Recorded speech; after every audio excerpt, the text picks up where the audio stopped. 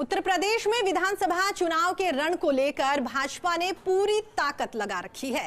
BJP के वरिष्ठ नेता और साथ ही आर्य नगर प्रत्याशी सुरेश अवस्थी को अपार जन समर्थन यहां पर मिल रहा है।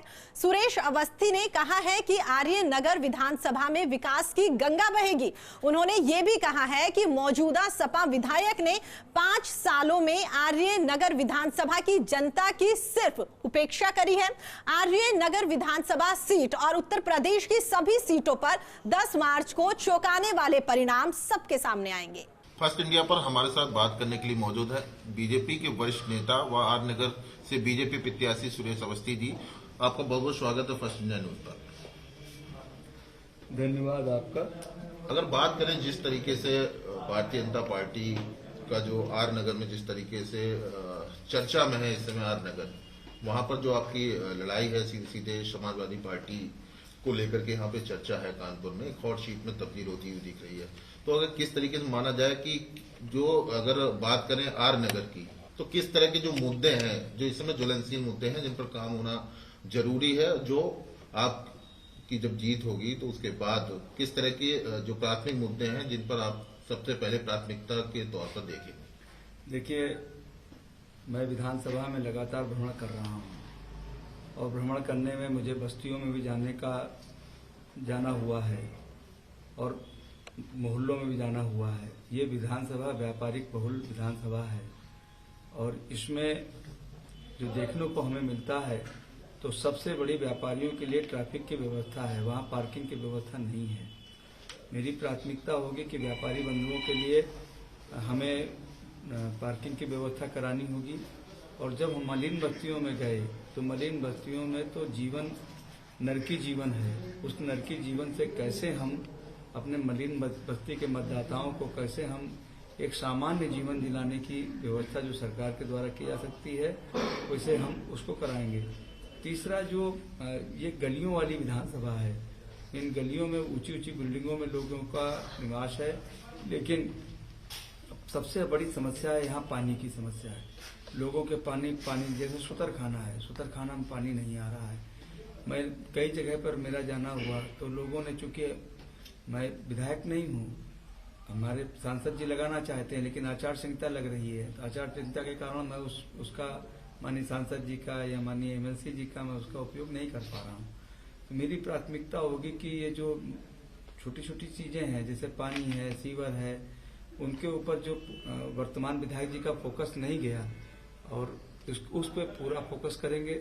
दूसरा, जो हमारी सरकार ने नगर निगम की जो जमीन पड़ी थी उस पे जो इन्होंने अपना हॉस्पिटल खोला है 100 बेड का, आगे मुझे लगता है कि चूंकि अगर कोई अच्छा सा अस्पताल मिलेगा, CST मिलेगी, तो उसमें भी मल्टी स्टोरी अपना बनवाने का काम किया जाएगा। अगर बात करें जिस तरीके से आप सक्रिय राजनीति में है भारतीय जनता पार्टी में, आपने प्रदेश लेवल पे भी रहे हैं और कानपुर में आप बहुत ही पुराने नेता हैं बीजेपी के, तो जिस तरीके से बात करें अगर आर नगर की, तो आर नगर एक पॉश इलाका भी लगता है, काफी उद्यमी भी हैं, काफी मतलब व्यापारियों से भी जुड़ा हुआ है, कुछ आम गरीब आदमी भी हैं, जैसे आपने बताया था, कुछ बस्तियां भी हैं वहां पर जिनका भी विकास होना है।